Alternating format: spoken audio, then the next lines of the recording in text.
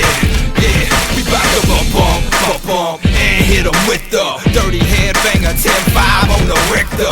Back again this time with new members. It's a Canes thing, we bout to get with ya. Folks talking, ain't saying a whole lot. We bringing that straight fire to blow the whole spot. We keep the whole block locked like a fair pin, and turn the game upside down like a head spin.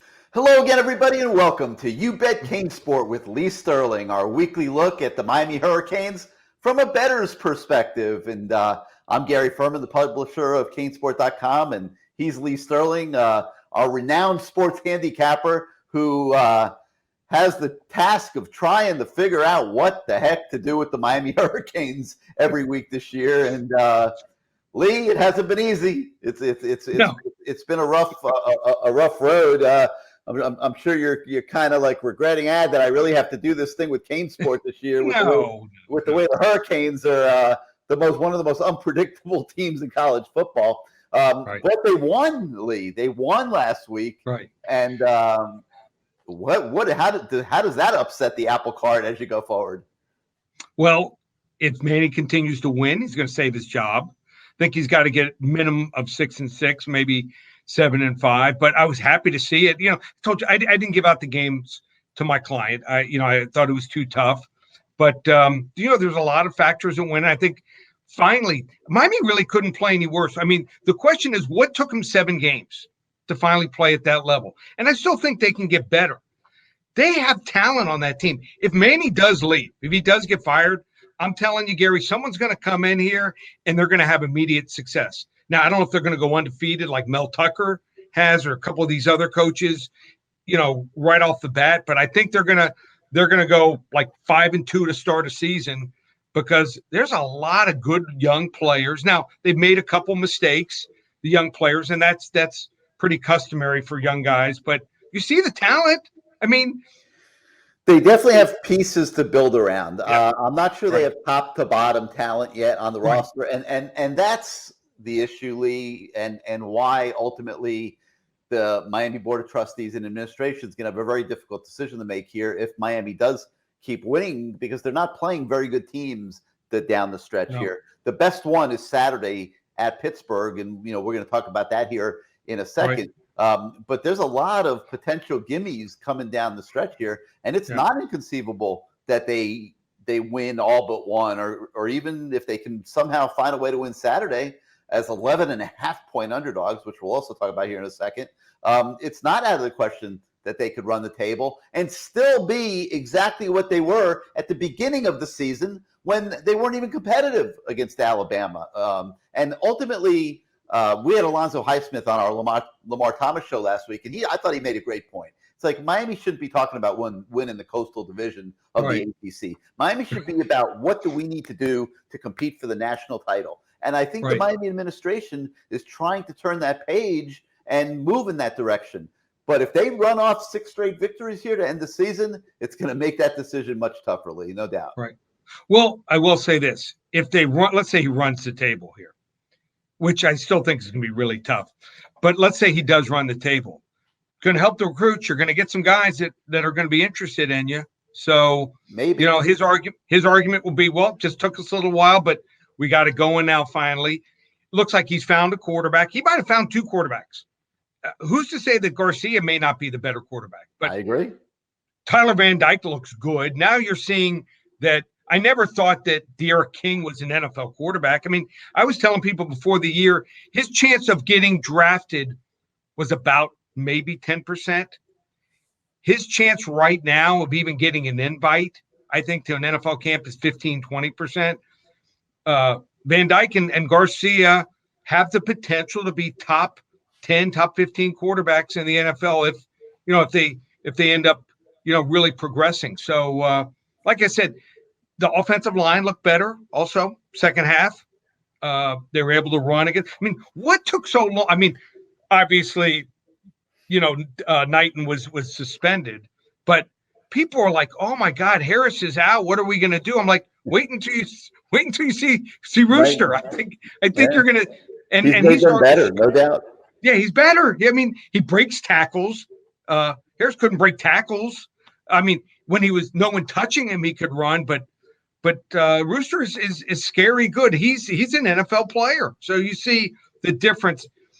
So I'm just wondering last year why this kid wasn't even playing more last year. But pleasantly surprised, happy as a Miami grad, a Miami fan deep down, and said I don't have to give out the game to my clients, but I think now I'm starting to see the team, and I think the team's settling in. And here's the thing with Pittsburgh, we've had more talent with them. If you look man to man, except for quarterback and a few other areas, we're probably talent-wise right up there with Pitt.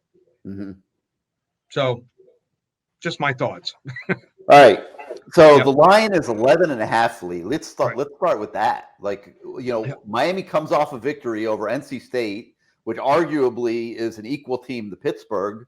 Right. And the odds makers make them 11.5-point underdogs going on the road to Pittsburgh. Why? So I thought the line should have been about 7.5 the most. I sit there on Sunday nights. What I'll do is, as I'm watching the second wave of games, the 4:00 games, I will sit there and I can, I know I have power ratings. I look at my power ratings. I'm usually a point and a half, any game that's under a 20-point spread in college football. And I thought this line was going to come 7.5, 8. Now you give 3 points to the home team normally, and they don't have it's not like playing like when you have to play in Death Valley or Alabama, where sometimes they're Boise, a 4 or 5 point home field advantage. Yeah, Heinz Field, when it's 50 degrees out, is not going to be that. No. And so they might have it might be raining. Right. They might have 40,000 fans there. Yeah. So it's only worth at most 3 points.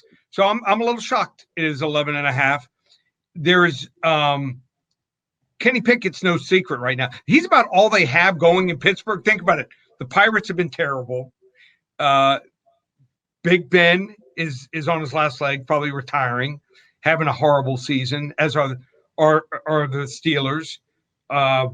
Sidney Crosby, their star in hockey, is injured. So if you look on social media, they have superimposed his figure into a Pittsburgh Steelers uniform, hoping he's going to be their next. He's Dan Marino Jr. to them right now, and he's playing.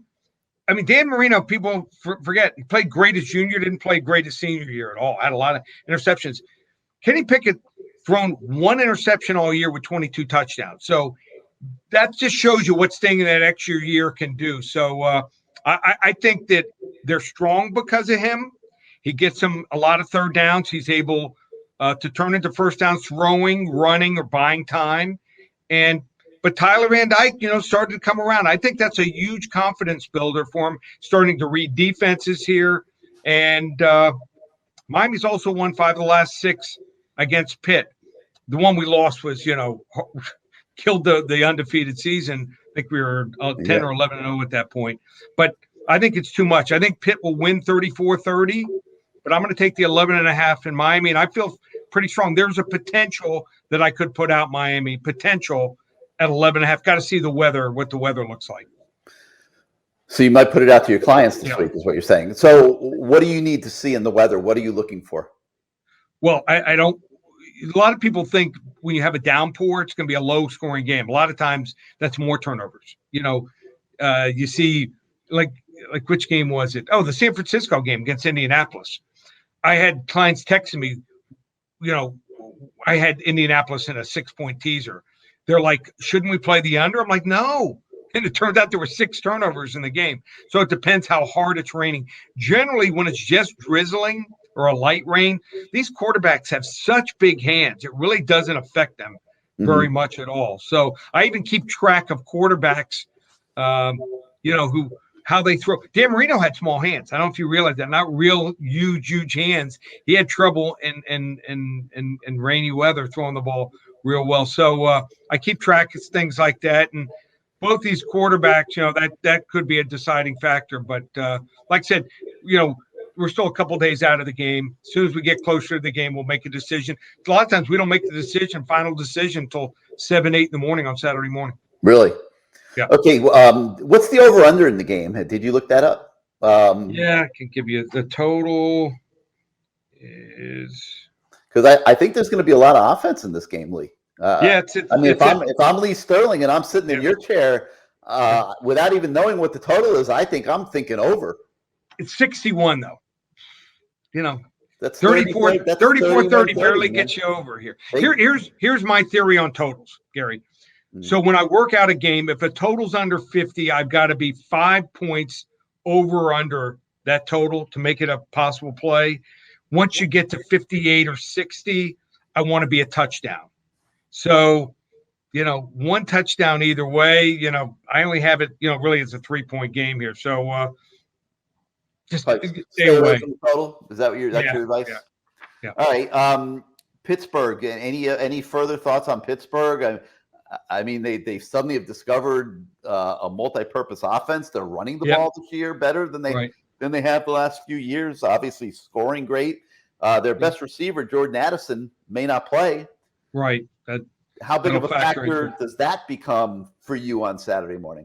Oh, we always look. I mean, injury reports are huge. There's a couple teams out there that might be missing their top 2 quarterbacks. So, we're watching film right now of third-string quarterbacks in a spring game, or even going back to high school to see what they look like. So sometimes a third-string quarterback sometimes can be as good as the backup. He just doesn't have the experience. And then sometimes, I'll never forget this. Texas was playing BYU. I don't remember the year, probably 7 to 10 years ago. And I had gone, I used to go to more spring games to see them. And I had gotten there on Friday, watched them practice. And I'm like, they have a good starting quarterback, but they had no backup. It was the second or third game of the year. Their starter got hurt and they had to play their backup. He was a glorified running back. And I'm like, wow, the line really didn't move because the public thinks, oh, Texas got to have a backup. I think it opened before the injury. Texas was like -1, -2. It moved to like BYU -1 by Wednesday or Thursday and never moved. I put out a big play on BYU. They won by like 20 or 30 points over Texas. So you got to look in depth to a lot of things. But isn't it hard to get accurate injury reports in college football? It is. This year has been one of the toughest. Which game was it? There's a game last week where one of the quarterbacks was listed as doubtful. And doubtful is less than a 10% chance of playing. That's what it's supposed to mean. They're a little more accurate in the NFL. But he had practiced in college. Yeah. Right. He practiced Wednesday, Thursday, and Friday. So it is much tougher in college. So all right. So this week we're taking the Canes and the points with the 11.5. We're staying away from the total. Any other games you see this week for people to take a look at? Yeah. Well, I like another big underdog is Florida State, getting 9.5 points. It started at 10, it's down to 9.5 against Clemson. Won against Clemson last week. I mean, the team that can't score. I mean, TJ ran a couple times. I mean, how are you going to – He was the number 1 quarterback recruit in the country, that kid. I know. It's crazy. I mean, it's a combination of everything. Also, the offensive line has been terrible. I mean, his confidence just shows you a quarterback's confidence. Once it's done, they're in trouble. The receivers. I mean, there's a couple receivers like Ladson from down here. He's been hurt some, but there's a couple other guys they have on the team I thought were next level receivers. They can't separate it all. So once you have a quarterback loses confidence, the receivers aren't separating. He's in a lot of 3rd and 6, 3rd and 8 situations. Not the same guy. So it just shows you how fragile a quarterback's confidence, how it can affect the team. And I mean, Florida State's. I mean, right now Jordan Travis looks like Charlie Ward Jr. the last couple of weeks. So quarterback that was pretty much nowhere in week 1. Now he's got his confidence, and they got to feel, they're going to give Miami problems in a few weeks, I think. Oh yeah, they got to feel this is the first time they can maybe beat Clemson in the last decade here. I think they might even win the game. I have them winning the game here, 26-23. I'd take the 9.5 points in Florida State. All right, what else you got? Anything else? Florida, Georgia. So normally don't have a real strong feeling about the Florida schools, but I like Florida State. I like Georgia a lot here. So when you look at Georgia, the way to beat them, I believe, is you have to have a balanced attack. Now, last year, Georgia's defense wasn't at this level. And Kyle Trask with his receivers, they were next level. This year, they can't throw the ball. They've already thrown, I think, 12 interceptions.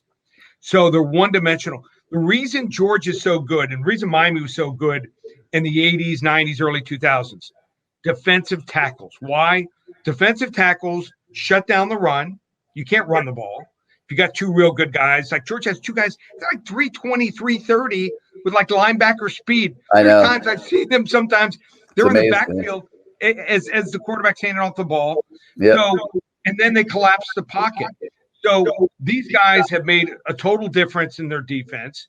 Now you got a team that is a run-oriented team. I don't think Georgia's going to really respect their pass. They've given up 3 touchdown passes the entire year. Has Georgia? They've gotten 8 interceptions here. I think JT Daniels is going to play. My hunch is he's practicing, and if he plays, they can push the ball more down the field here. A lot of people also don't realize the last game that Georgia lost was to Florida. So right, 44-28. So you don't think they're going to be ready here? No Kyle Trask. I think no shot. Payback is you know what. And Georgia, how about this 25-7 as a road favorite here? It is a big game for their program. They want to make a statement here. I think they win the game something like 38-17. What's the line on that one? Line's 14, 2 touchdowns even. Wow. Yep. All right, you got anything else, Lee, or is That's it, dude. That's it? Okay, great. If you want to become a client of Lee's, you see the website, ParamountSports.com, and the phone number, 1-800-400-9741. He'll give you the up-to-the-minute picks each weekend. And, Lee, we got NBA now, NHL's kicked in, college basketball's coming. Probably a pretty good time for somebody to check out Paramount Sports. And It is, Gary. So what I've done is I know there's a lot of people like to join me. We started this last week. This will be the last weekend. 10 days, all 5 sports. I mean, it's the equinox. It's the only time where all 5 sports are taking place. Football, basketball, NBA, hockey, baseball, World Series, and there's 2 big UFC cards this and next Saturday, real big cards. So they'll probably get 65, 70 selections. 10 days, all 5 sports, just $100 bill. That's it. And you had a phenomenal response. I was here till after midnight, Thursday and Friday night, taking orders and watching games. So it'll be up and available until Saturday at 12 noon, ParamountSports.com. First option where it says purchase picks. It's like I said, the 5 sport combo pack. Or just call me. You can call the office, 800-400-9741. All right, he's Lee Sterling. Thank you for joining us once again this week on Bet CaneSport as the Canes get ready to go to Pittsburgh for a season-shaping game, really, for both teams. Could decide whether Manny Diaz gets to keep his job, could determine Pittsburgh's fate in the ACC. So we'll see you next week, everybody.